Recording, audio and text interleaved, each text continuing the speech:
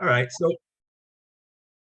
maybe I'll start with, what's left here today, for this class. I think, what I'm thinking is after today's class, I will send you, the exam.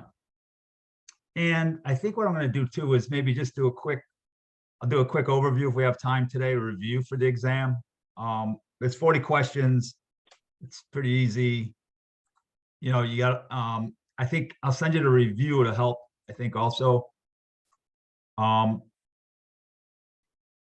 this is kind of, the other piece of it is, so there's 3 components to finishing this up. If you guys can see this okay.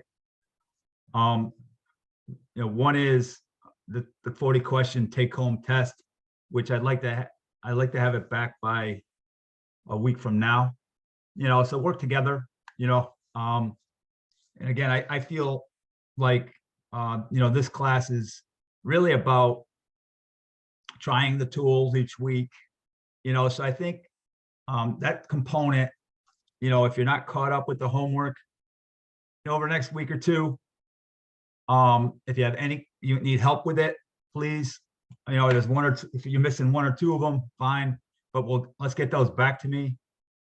And then the third component is the final project teams, which is next Monday at a regular time.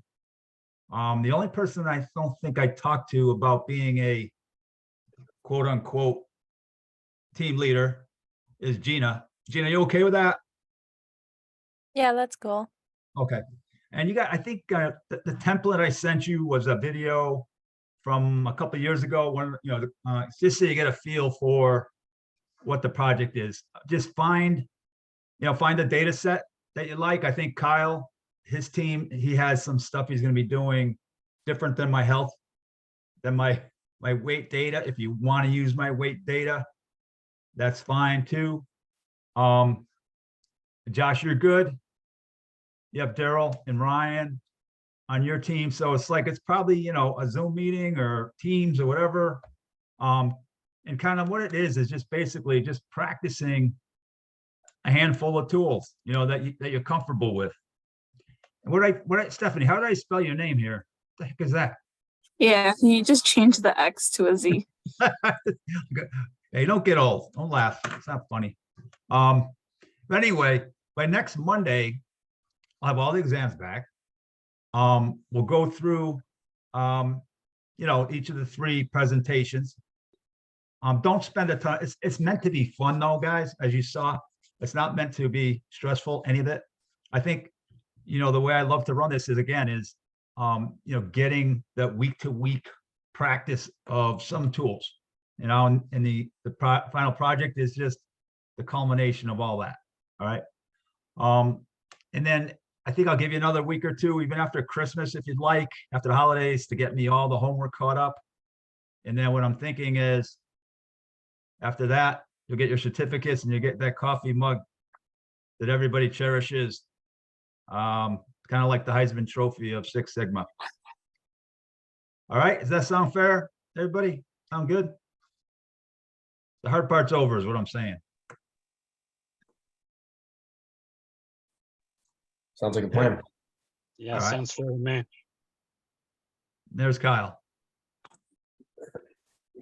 Hey, Kyle. Hey, good afternoon. Sorry I'm late. No problem. You have Bill and Michael Salyers on your team. The final project will be next week at this time. And again, I can touch base with the team leaders. Gina has Phil and Steph, because I figured both at Oxford. And then Josh has Daryl and Ryan. All right. All right, let's get into math practice first. Again, Kyle, everything is going to be done by next Monday, other than if you owe me homework, I'm going to give you till after the holidays to get it to me. And then I'll do all the certificates and the coffee cup after the holidays, so we're not rushing too crazy. All right. Sounds good. All right. All right, let's get into math practice a little bit. So, as you know, we're in the control phase. I think I got a few people's homework already. But again, just to give you a quick review of that is this control chart is all of the data from 07 to 2022. With 3 standard deviations north of the mean and also south of the mean. And it's a way to see if our process is in control. If it stays in between those lines, then we can consider it stable, predictable, in control, however you want to call it. And if you remember, we just took the raw data, we got the mean, we ran that all the way down. The upper control limit, it was just plus 3 standard deviations. And there's our standard deviation, 4.25 pounds. So we know that's like 12 pounds north, 12 pounds south. And then, so the homework I asked for, just take 2021 data and 2022 data and do standard deviations, 2 standard deviations. So a little bit tighter to see if our process is still breaking any of the, if you remember the Westinghouse rules, which are how many times are we below the mean in a row, the whole 9 yards, and just seeing visually how, if our process is in control or not. And again, this is this particular eye chart is the most common one that you'll use, and it's very, very useful. Today we're going to get into a few control charts for discrete data, which is data that we count, things that we count. This is obviously something that we measure, my weight. Okay, so the count might be more useful for Bill, for non-production processes, things like that, where we're looking at non-continuous data. Before I go into the PowerPoint, I want to show you a control chart that we're going to talk about a little bit. Very, very simple too, but also very, very effective. All right. And what I have for a data set for you is my wife's frozen yogurt shop. The sales from 2014 until she sold it in the summer of 2021. These are weekly sales numbers. All right. If you take out the raw material costs, the rent, the employees, the whole 9 yards, and then you get some that's comes out of the bottom of the funnel. Okay. But let's take a look at let's graph this first to see what it looks like. This is a line graph by just highlighting both columns and then insert and suggested charts. Oops, that's not what I wanted. I got to move my recommended charts. I'm sorry. Let's grab that one. There we go. And I get Froyo sales. And I'm going to blow it up a little bit for you. And without looking at the data, because the data just looks like, again, the whole purpose of, once we get past the measure phase, and I think this holds true for your little project, hopefully, how do I make the numbers scream? If not scream, talk to me, because it doesn't. Data just lays it on the page. I could look at all I want, and I can't really, it's not visual enough or whatever. Now, when I look at here, what's the first thing? This is yogurt sales, again, by week. It's been charted for, looks like 6 years. Oh, I'm sorry, 7 years. What's the first thing that pops out at you? Clearly cyclical. Why? People Well, aren't it's a looking season. for froyo in the winter. Exactly. You notice that? Like if you look at starting in October, December, October, December, October, December, Sorry. October, December, January, in those winter months, that's where the valleys are in the chart. Anything else jump out at you in terms of what's going on the right side of the chart?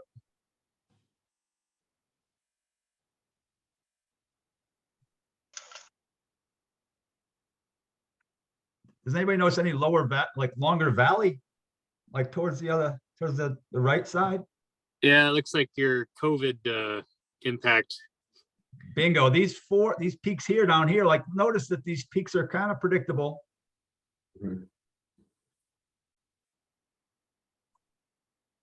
Yep. Except Low. when you get over here, now I got like 5 of them, right? Or 6 of them. And that's exactly what that was COVID. Exactly. You know, so there's things you could see. The other thing that it's real simple to put a trend line into.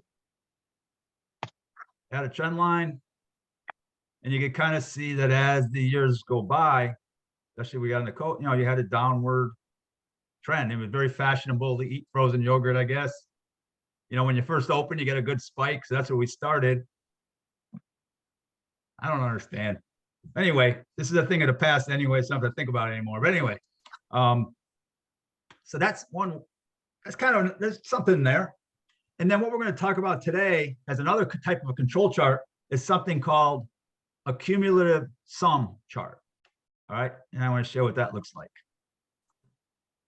So I actually, so I don't embarrass myself doing the math in front of you, I'm going to unhide. I already did the calculation. So all it is, so the first week, February 25th, 2014, there's our sales number. And the cumulative sum would be that same number, 75, 77. The next one would be 75, 77 plus 8403. The next one would be plus 8249. And I could actually go ahead and I can graph that too. And same way, insert recommended chart. And I think I'll use that one. And that's a cumulative sum, all right, of our sales. So you can see overall, over the course of the performance was about $1.7 million total revenue. If I put a trend line on here, you can kind of see where COVID is for sure. Can you guys kind of see where that is underneath that trend line there? Towards the right side. So this is, if you think about it, it's kind of a control chart too. You know, and just by constantly, I can make this more defined too, less granular. I just want to kind of show it to you. If there's nothing on the exam about cumulative sums, but that's a couple of different ways to look at data. All right. Cool. All right. Let's go back to control charts 101, control phase. There's no homework today other than I'm going to send you the exam right after class, get in groups. I'll also send you a review, like a little, maybe a recording of a review that it might help just jog some stuff. You have all the presentations though. And again, guys, the exam is not hard. All right. Really isn't. Can you send right, can you send the final list of who needs who for what for homework? Yes. Yeah. Like the groups you mean, Bill? Just just send a screenshot of that spreadsheet that you have so everybody knows where they stand in terms of what homework they need to turn in. You got it. You got it. Yeah. I'll get that off to everybody too. And again, as long as take as much time as you need, I think I'd like to do, after the holidays probably. So if we can just get through the presentation and the exam by next Monday, then you guys have time to do the homework. So let's see where I pick up here. All right, we got into SPC, statistical process control. We talked a lot about control charts. That's what this is really, right? This is kind of there's some lean stuff too that are kind of control, because this is like obviously the last phase. We made improvements. What are things we can do to monitor that the improvements are sticking? Because over time, we know they're going to go back to the old way. If any process that we don't pay attention to is going to digress to chaos again, if we don't do anything with it, we know that. What's that? The fifth law of thermodynamics, I think it is. It's like everything wants to go from order to disorder. It's the same thing with our processes. So that's the purpose of control charts. We went through the Western Electric rules. So you guys have the PowerPoints. We don't have to go through those. The purpose of those rules is to let us know when we need to call timeout. Something's happening. Something might be happening. we don't want to just blindly record data, numbers. So there's these rules that they tell us when to take a look at our control chart. All right. And I think there was a couple people when they handed in the homework for 2021 and 2022, and they kind of indicated when we were violating one of those Westinghouse rules, which I commend you for. So if any data point, no data points fail the test, the process is in control. When they do, then we got to take a look at it. I'll pull everybody back together, what's going on, what's happening, that kind of thing.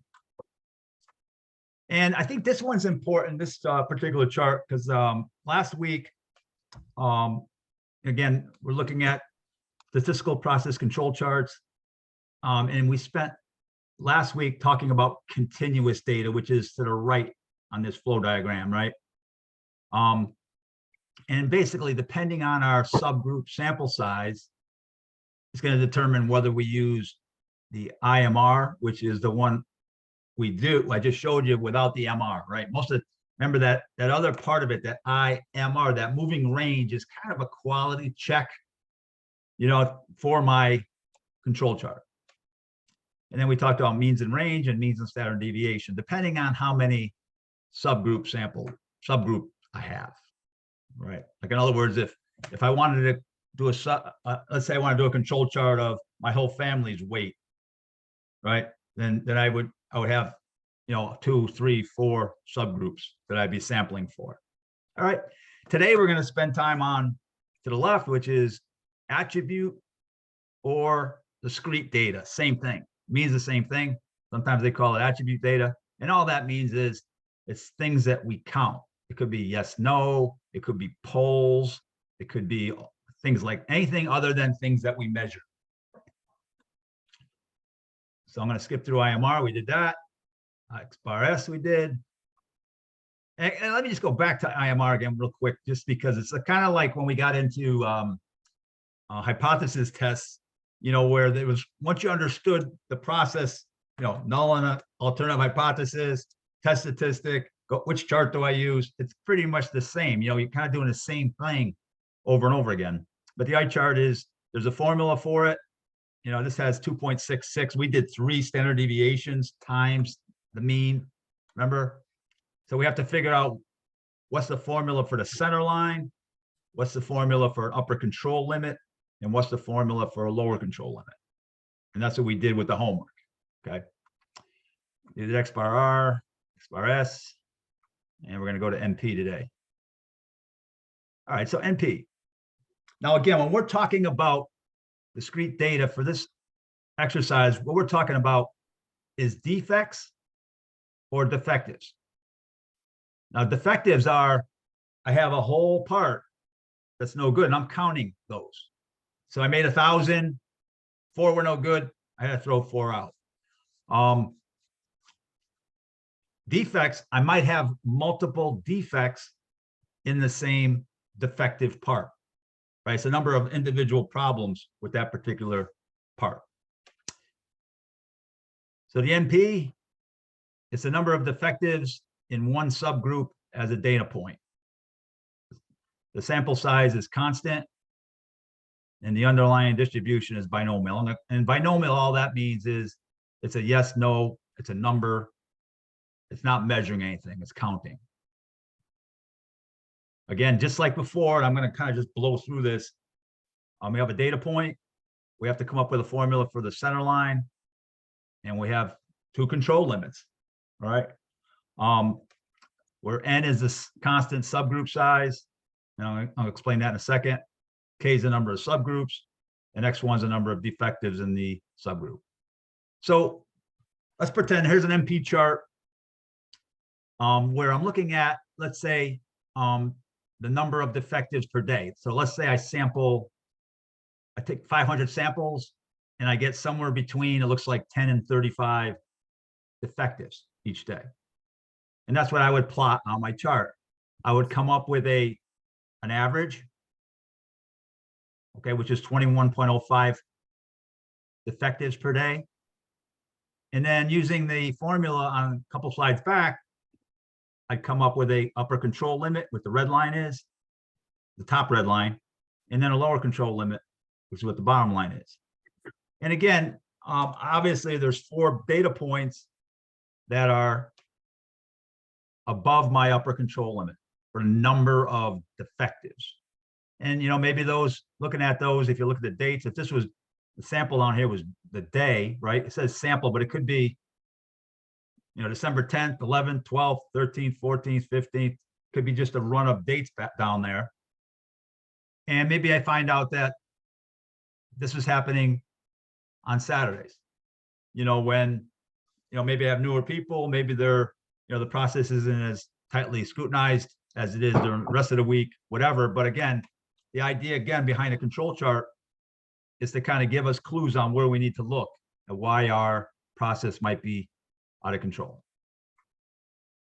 The P chart, same exact thing, except instead of using raw numbers, like the number of defectives, I'm going to use the percentage. So in other words, if I had 100, if I sample 100 and I get 10 defectives, then I'm going to plot 10% as the data point instead of the number of defectives. That's the only difference. And because I'm using a percentage, now I don't really need to, sample size doesn't need to be constant. It doesn't have to be the same every single time, right? Because I'm using a percentage. This is kind of what we're doing at PTA right now with the scrap number, you know, because some days you're making more parts than others. Well, if I just use the total amount of scrap, you know, just the raw number, then slow days are going to have lower scrap than busy days probably. So we're using a percentage. And if I wanted to do a P chart, you know, then I'd use the percentage of defectives. So there's the same idea, data point, center line, and my control limits. And now because you can see the ziggity zaggity red lines up on top here, it's basically because I don't have it depends on the sample size, what the percentage is going to be. So I have unequal sample sizes with a P chart. That's the advantage of it. Plus it's just adjusts to percentage. A C chart plots the count of defects now, not defectives, per unit of a subgroup as a data point. So if I have to throw something out, maybe it's because there's 3 defects in it. Those are defects. The whole part is a defective. The underlying distribution is Poisson. Same idea. There's a data point. There's a center line. There's control limits. Same idea. Right now we're talking about defects, not defectives. And then a U chart is average number of defects per unit. Right? And same idea. And cumulative sum we talked about. It's a control chart of monitoring the cumulative sum of the sample mean deviations from the process target. And that's kind of what I showed you with the sales, just on how to do it. It detects the shift of the process mean over time, over a long period of time. We were able to look at, you know, on one chart, 6 years or whatever, 7 years of information. It's a normal distribution. And there's 2 types of cumulative sum charts. I just wanted to kind of expose you to what a VMask is. So if I have that line, there's a VMask that has a formula to it that I could overlay over that cumulative sum line that I showed you. And basically these upper boundary of the VMask and lower boundary, as long as my data stays in between that, it tells me that my data is in control, very much like the Westinghouse rules. And there's a formula on how to put that VMask on your data. Yeah, and here's the formula right here. Not on the exam. EWMA, exponentially weighted moving average. It's a control chart that monitors exponentially weighted average of previous. And what this one is as time goes on, I might want to give more recent data more weight than historical data. Okay. It detects the shift of the process mean over time. There's the formula, there's a center line, there's the control limits, same idea. All right. Control plans, again, I think, you know, if you've gone through define, measure, analyze, improve, and part of the control part of it is to make sure that our improvements stick. And this is actually, it's in the slides, but it's all the things that you do, the best practices in terms of creating a whole control plan to do that. Keep in mind that when people do Six Sigma projects that are like 8 or 9 months long, and the define phase might be a month or two, the measure phase is usually longer than that. So each time you close each area, like what I mean by close is you present it, to the management, to the owners, to whatever. And part of closing the control part of the DMAIC is to present this control plan. All right. Methodical rollout of changes, making sure everybody understands there's probably training involved, whole bunch of stuff. It's a summary that documents the details, the metrics, the measurements, corrective actions. It might have some SOPs, some standard work, standard operating procedures that have to be created because, people's jobs may have changed. You have to have a communication plan. Who needs to know what, when? There's probably a training plan. There's probably an audit checklist, because we don't want to just let the process go, let it run, and then find out 6 months later, we didn't, went back to the old way. The audit checklist is just to make sure that we're documenting it very regularly when we first make changes. And then as it becomes muscle memory, the new process, you do audits less often, but you never stop. And that's what the Gembo walks are, that type of thing is kind of making sure that things are running okay. And then the response plan. What do we do if things start to go off the rails again?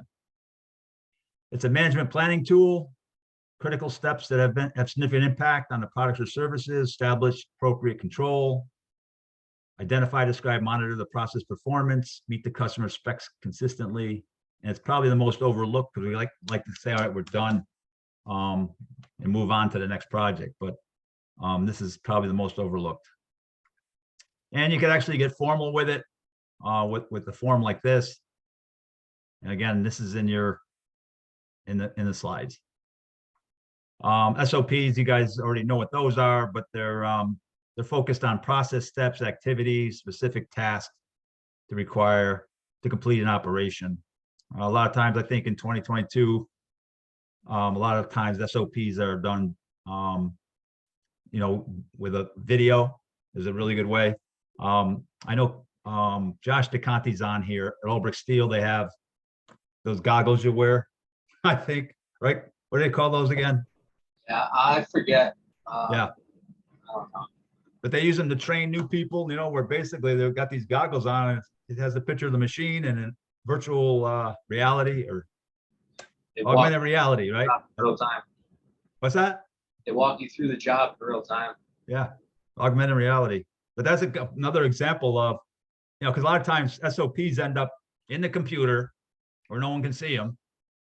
They end up like with a whole bunch of other stuff out on the floor where people don't look at them anyway.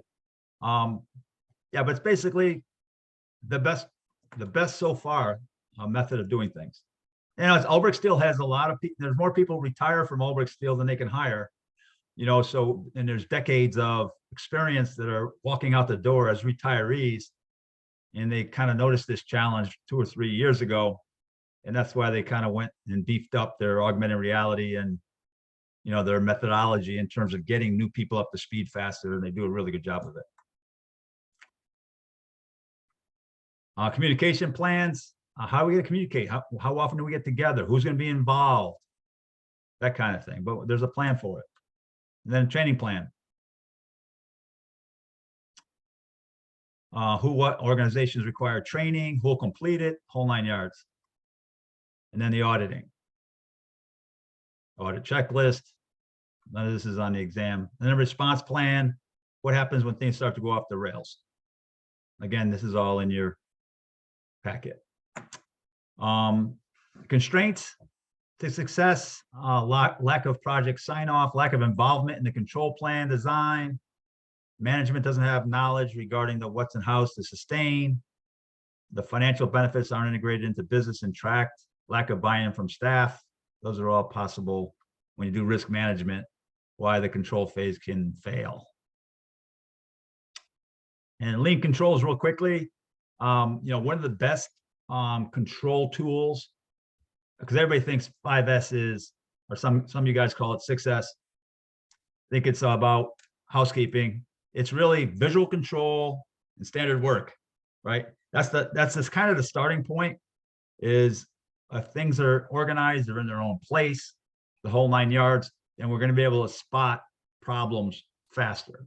And that kind of ties into the visual factory, where you have a notice of status, alert of variation. You see signboards. I think I'm going to use Ulbrich Steel again. Their vision boards. They're all visible. Everybody knows what jobs are running, which jobs are running next, that kind of thing. But standard work provides consistency. We already kind of went through success, so I'm going to kind of skip this. Sort, set, shine, standardize, sustain, and then it could be safety as success sometimes. Kaizen, it's a philosophy of continuous improvement. Kanban, signboard. We covered a lot of this in previous sections. And let's skip Poke-OK. Preventive maintenance. We don't think of that sometimes as a control. But obviously, once we get everything running perfectly and it's running tight on a control chart, we don't have a lot of variation in the process. We're approaching Six Sigma. Well, if we're not maintaining our equipment properly and doing it proactively, with daily walk-arounds, checklists, things like that, then we can do all we want to do in terms of Six Sigma, but machine goes down, and well, we just lost 2 or 3 days productivity sometimes. And then Jidoka means stopping production once we see problem as fast as possible, not letting things continue to linger and run. And that is it. I think I have time for the review, if that's okay. So it's 2:33, so I'm going to take you through the review real quick. And maybe the reason I'm going to go through with you guys is I think it's going to jostle some things that we've covered. You might have forgotten about. Covered a lot. Let's face it. I mean, in 11, 12 weeks, you guys been through the ringer with me. What a green belt is. I think this one paragraph kind of sums it up. An individual's ability to identify opportunities for improvement, objectively, quantitatively analyze causes and effects, implement solutions, and build tools to sustain. The Six Sigma, probably a little bit more, it's much more intense than a yellow belt, not quite maybe as the black belt, because they get into design of experiments, maybe a little bit more into the theory of Six Sigma. But in terms of project management, being able to implement improvements at your own company, you're pretty well equipped to be on A3 teams, to lead improvements.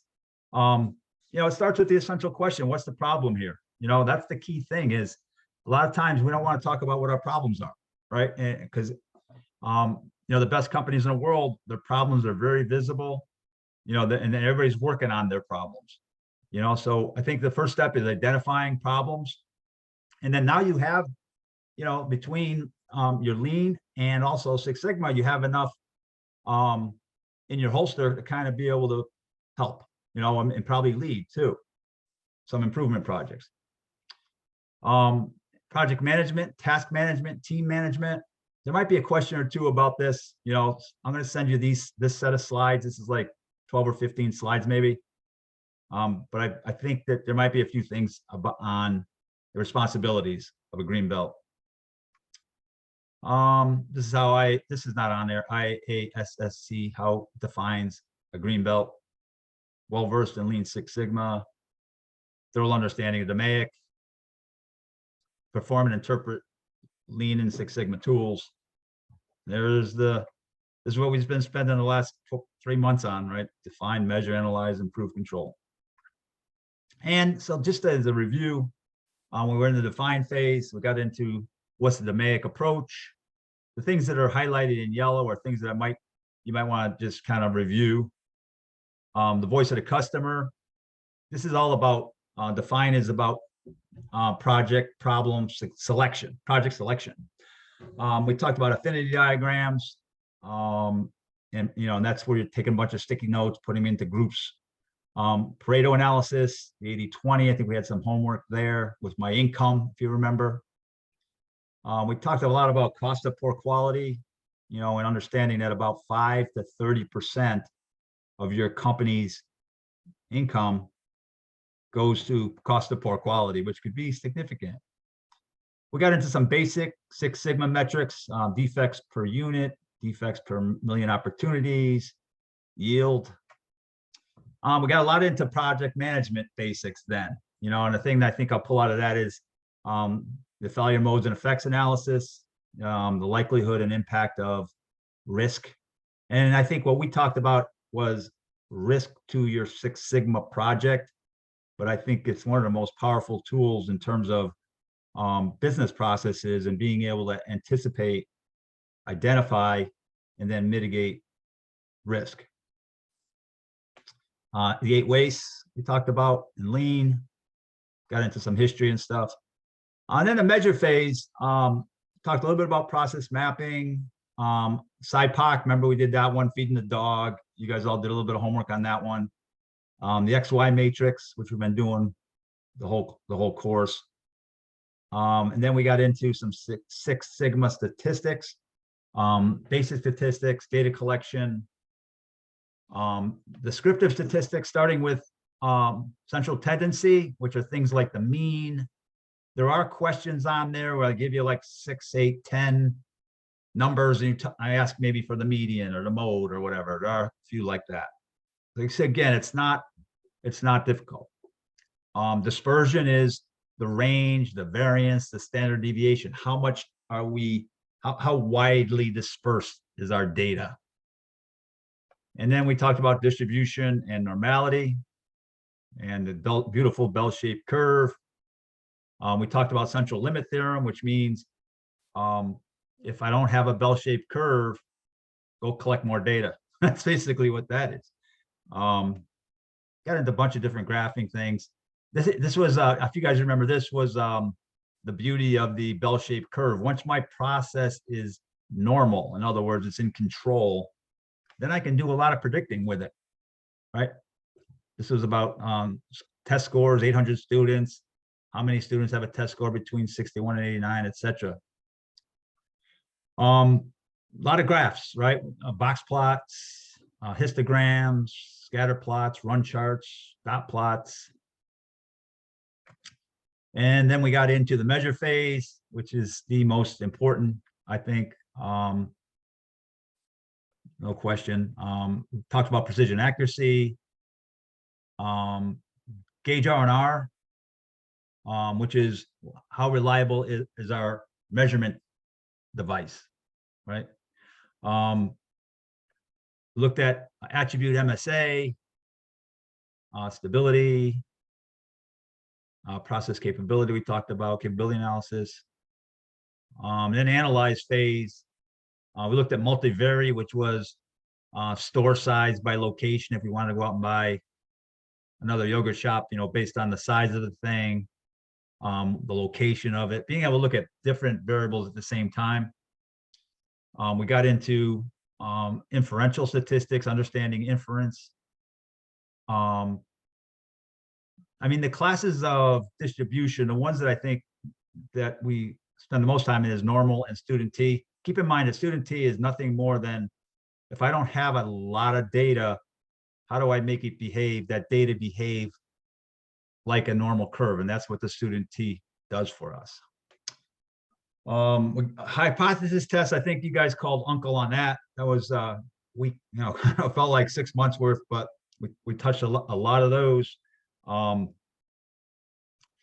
Types and decision, how to read tables. It tries to answer whether there's a difference between different groups. We got into Z-tests, which was, if you look at your homework, that was the one with the average temperature in Montreal. Or maybe I didn't use Montreal this time, maybe I used Connecticut. But is it I forget, I think the null hypothesis was it's not statistically different. Then we got into one sample t-test, which was the average supermarket trip. 2 sample t-tests. And Whitney, which was 2 treatments that were ranked. In the improved phase, a little bit on the cause and effect fishbone diagram. Correlation, linear regression. This is correlation my favorite. We did the age versus salary. We did the correlation between my weight and my blood pressure. And then we did some regression analysis. Can we predict based on what we have? Are we in a position where we can start to predict if I change X, will my Y change? We got into residuals a little bit, and that's how far things are from the line, those data points that aren't sitting right in a line. And we got into data transformation, bunch of lean stuff. And then this was where we kind of, in the last couple of weeks, is control charts, types of variation, different types of control charts, Western Electric rules, that baby that we just did. And this was today. All right, so here's the final project teams. If you guys choose to accept it, Kyle, Gina, and Josh, I'll send this off to you guys so you can make contact with everybody. Again, start with a data set. I don't care if it's my weight, I'll give you all my health data if you want it. I think Kyle, you said you had something else you wanted to do. Yeah, I have data for the last 2.5 years of basically my solar generation and usage. Nice. I need to finish putting it in Excel, but I'll get that out. Nice. And then Josh, I don't know if you want to use the health data, or you, Daryl, and Ryan, or maybe you have something else that either in Colorado or at Ulbrich Steel, that you guys want to use. Yeah, send the health data over. I'll send out some of the stuff that I have for a project we did. And then Okay. as a group, as a team, we could decide which would be easier to work with or make more sense. All right, beautiful. And then Gene, I'll see you tomorrow. All right, so we can kind of figure something out tomorrow, okay? Okay. 40 questions, I'll get that out to you today. There's the mug that you're gonna get, and we're done. All right, congrats. The hard part's over. Listening to me for 11 weeks. Now it gets easy. Down the stretch you go. So congrats, guys. Thank you so much again for hanging in. I'll send it off to you right now. The exam. I'm getting groups, like I said, either with your group that you've been assigned to, or I don't care how you do it. You got 1 week. See, it's only 40 questions. You're gonna fly through it. I think the lowest score I ever had was 85. I done it. All right, people. Thanks for all the time here, Ed. Thank you. Appreciate it. All Thanks, right. Bill. See you guys. Thanks, Bill. You're welcome.